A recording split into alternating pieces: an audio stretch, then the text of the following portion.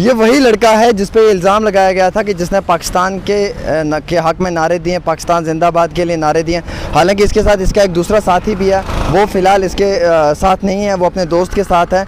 तो कल की रात पाकिस्तान और अफ़गानिस्तान के मैच के बाद एमएम कॉलेज के हॉस्टल में क्या हुआ है वो सब इनसे जानेंगे, क्योंकि इल्ज़ाम इन पे लगाए गए हैं कि दो लड़के थे जो BA 6 सेमेस्टर के थे, उनमें से एक लड़का ये है। अब पहले मैं इनसे पूछूंगा आपका नाम क्या है? कामरान लतीफ़। कामरान, मुझे ये बताएं कल क्या हुआ था, कल की रात में सब बताएं, सच बताएं। सर असल में हम 5 लड़के थे रूम में, हम पांचों मैच देख रहे थे एक साथ, अफ़गानिस्तान और पाकिस्तान का।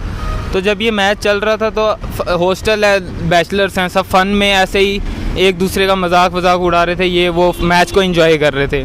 तो उसी टाइम एंड पे जब लास्ट ओवर चल रहा था तो दो मेरे फ्रेंड हैं, वो यहाँ नहीं अभी, वो दोनों, एक ने ऐसे ही फ़न में बोला अगर पाकिस्तान जीती तो मैं तेरे ऊपर पानी डाल दूँगा, दूसरे ने कहा ठीक है अगर अफ़गानिस्तान जीती तो मैं तेरे ऊपर डाल दूँगा। तो उसी का वही चल रहा था। जब पाकिस्तान जीती तो एक ने दूसरे को जब पानी डालने लगा, वो थोड़ा चिल्लाना, शोर, वो जो भी 10 या 15 सेकंड मैक्सिमम हुआ होगा, बस वो हुआ। तो वो हुआ जैसे ही मैं उसके बाद रूम से बाहर निकला, मैं वॉशरूम की तरफ जा रहा था, नीचे से 10-15 लड़के या 20 कुछ लड़के ऊपर आए, मेरे को बोलते भाई क्या सीन हुआ, आप पाकिस्तान जीती इसलिए चींके मार रहे हो। मैं नहीं, ऐसा कुछ नहीं है, मैच के साथ इसका कोई रिलेशन नहीं है, ये इसलिए हुआ क्योंकि वो लड़कों ने आपस में शर्त लगाई हुई थी। और मैं नीचे चला गया, मैं नीचे जा रहा था तो मैं नीचे पानी पिया कूलर से, मैं वापस ऊपर आ रहा था, मुझे ऊपर से आवाज़ आई, उन लड़कों ने ड्रिंक की हुई थी, वो सारे नशे में थे, इसीलिए तो वहाँ से मैं पहले तो डर गया था जब अकेला बंदा 20 बंदों को देखेगा। तो फिर जब मैं वापस ऊपर जाने लगा, मैं फर्स्ट फ्लोर चढ़ने लगा, मुझे ऊपर से आवाज़ आई, वो कहाँ है, वो गाली दे रहे थे, ढूंढो उनको, मारो, ये वो। तो जब मैं सुना, मैं कौन थे? ये हॉस्टल के ही लड़के थे, कुछ 1-2 वो आउटसाइडर्स भी थे। ये भी आप पे इल्ज़ाम लगाया कि आपने 20-25 लड़कों को लाया था बाहर से, आउटसाइडर्स को। मैं यहाँ किसी को, मैं हॉस्टल में अगर लड़कों के नाम पूछोगे मैं 5 या 10 को जानता हूँ, मैं बाहर से किसी को बुला नहीं सकता, इतनी मेरी पहुँच नहीं है, मैं यहाँ का हूँ नहीं। दूसरे लड़के ने, साथ वाले ने बुलाया था? नहीं, कि उसने भी नहीं बुलाया किसी। हिंदुस्तान जिंदाबाद, हिंदुस्तान जिंदाबाद। मैंने वहाँ भी कहा, वहाँ अभी कमेटी बैठी थी हॉस्टल में, मेस में बच्चे बैठे थे सारे, वहाँ पे मैंने अपोलोजाइज़ किया 4 बार, लेकिन वो लड़के, उनका कुछ और ही था एजेंडा के, वो गालियाँ दे रहे थे वहाँ पे, तो वो बोल रहे थे, नारे लगाए थे। सर ऐसा, मैं लिटरेट बंदा हूँ, मेरे खुद पेरेंट्स दोनों एम्प्लॉयड हैं इंडियन गवर्नमेंट के अंदर, मैं BA 6 में पढ़ रहा हूँ, मैं क्यों लगाऊंगा नारे, ये मुझे नहीं पता।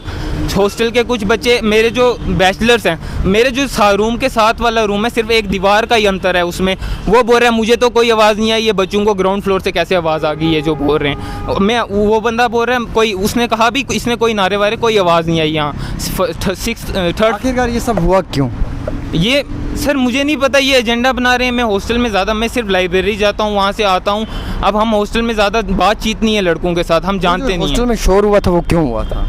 वो सिर्फ एक फ़न था सर, वो बच्चे जब मैच देख रहे थे, वो एक दूसरे का शर्त लगी, वो जब एंजॉय कर रहे थे, उसी में हुआ, इसका मैच के साथ कोई रिलेशन नहीं था। ये भी इल्ज़ाम लगाया कि आप लोग हॉस्टल से फ़रार हो गए। बिल्कुल सर, हम जब मैं सुना रहा हूँ ना, जब मैं वापस पानी पी के ऊपर आने लगा, मुझे नीचे से आवाज़ आई कि मारो उनको, वो कहाँ है। अब 20-25 ड्रंक लड़के आपको ढूंढेंगे, ऑब्वियसली मैं भी एक इंसान हूँ, मैं डर के मैं निकला, मैं अपने कज़न के पास चला गया रात को 12 बजे, इसीलिए मेरे को हॉस्टल से फ़रार होना पड़ा। तो आपका क्या डिमांड है, क्या कहना है आपका? सर ऑब्वियसली ये एजेंडा बनाया जाता है, खासकर अभी कुछ बाहर की कुछ बच्चे थे जो हॉस्टल के थे भी नहीं, वो ये एजेंडा बना रहे थे। हॉस्टल के बच्चों ने मैक्सिमम, हमने कंप्रोमाइज़ हो गया था, मैंने अपोलोजाइज़ भी कर दिया था, मैंने कहा अगर मेरी चीज़ से कोई ऑफेंड हुआ है, वो जो आवाज़ें थी, मैं फिर भी सॉरी बोलता हूँ। मैंने 3-4 बार सॉरी बोला, बट नहीं, वो नहीं मान रहे थे। बाहर के बच्चे अपने एजेंडा, हॉस्टल के बच्चे हैं या बाहर के बच्चे हैं? हॉस्टल के ही कुछ बच्चे हैं जिन्होंने बाहर के बच्चों को इन्वॉल्व कर दिया इसमें। तो बाहर वाले क्या बोल रहे हैं? बाहर वाले पता नहीं क्या बोल रहे हैं, रेस्टिकेट करो, कुछ ऐसा मैंने सुना। मैं अभी उतना कॉलेज से दूर ही रहा, मुझे आपका एग्ज़ाम भी आने वाला। वही, हम एग्ज़ाम की पढ़ाई में सुबह लाइब्रेरी जाता हूँ, शाम को आता हूँ, हॉस्टल सो जाता हूँ, फिर सुबह लाइब्रेरी जाता हूँ, मेरा यही रूटीन है। पर हमारा एग्ज़ाम है 15 को मेरा पहला एग्ज़ाम है, तो उसी के लिए हम पढ़ रहे हैं। हमें इन चीज़ों से कोई लेना देना है नहीं, फालतू का एजेंडा बनाया रहेगी आपकी। ऑब्वियसली मैं ये जो मेरा, अगर ये मेरे करियर पे बात आएगी, अगर मेरे पे FIR आती है, मेरी डिग्री पे बात आएगी, फ्यूचर पे मैं किसी जॉब्स के लिए अप्लाई नहीं कर पाऊँगा, ऑब्वियसली ये मेरे लिए एक नेगेटिव पोर्शन ही है। इसलिए मैं चाहूँगा कि ये चीज़ें सच सामने आए, और ये जो एजेंडाज़ बनाए जाते हैं स्टूडेंट्स के खिलाफ, ये मैं पहला नहीं हूँ, JNK में बहुत बार बहुत बच्चों के साथ ये हो चुका है। तो मैं ऑब्वियसली चाहूँगा कि जो सच है वो सामने आए। और सच ये है कि आपने नारे नहीं मारे हैं? सर ऐसा कुछ भी नहीं हुआ है, ऐसा मैं प्रूफ भी है, बच्चे भी ला सकता हूँ कि उन्होंने कहा ऐसा कुछ हुआ नहीं है, लेकिन कुछ बच्चे एजेंडा बना रहे हैं जानबूझ के। अगर उनके पास प्रूफ हो आपके ख़िलाफ़? अगर प्रूफ हुए तो मुझे अंदर कर देना। मैं 1000% श्योर हूँ, ऐसा कुछ नहीं है। मेरा फ़ोन चेक करो, मेरा पास चेक करो, कुछ भी। मेरा क्रिकेट से, मैं क्रिकेट देखता भी नहीं हूँ वैसे, मैं एक फुटबॉल प्लेयर हूँ, मैं फुटबॉल ही खेलता हूँ और फुटबॉल ही देखता हूँ, मैं क्रिकेट देखता भी नहीं है।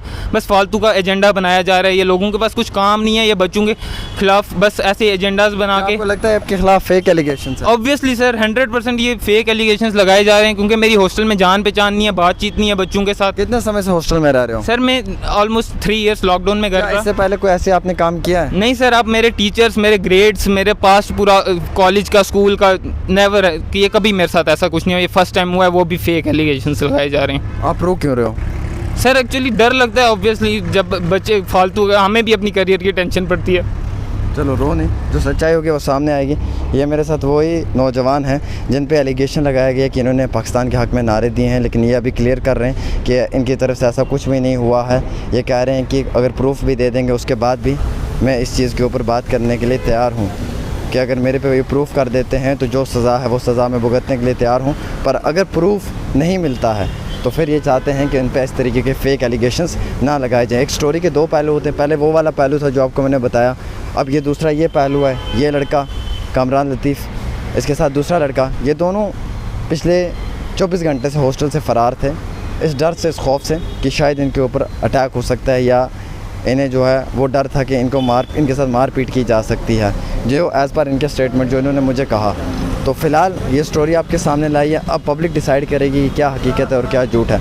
एक छोटी सी पेशकश आमिर के साथ। अगर आपका सपना कोई सरकारी नौकरी का है और अभी तक नहीं हुआ है सफल, तो देर किस बात की, आज ही ज्वाइन करें कैरियर अड्डा जम्मू। जम्मू कश्मीर का एक ऐसा इंस्टीट्यूट जो बच्चों के उज्जवल भविष्य के लिए लगातार फ्री कोचिंग मुहैया करवा रहे हैं। JKSSB, panchayat secretary, SSC, banking और अन्य गवर्नमेंट जॉब एग्जाम्स के लिए हर सोमवार को नए बैचेस शुरू होते हैं। पिछले 4 साल में लगभग 2000 से ज्यादा बच्चे अपने सपनों को पूरा कर चुके हैं। अगर आपका भी सपना है सरकारी नौकरी का, तो हमारा पता है career Adda Jammu, Gurudwara road, opposite doctor Dara Singh clinic, Rehari Chungi, Jammu.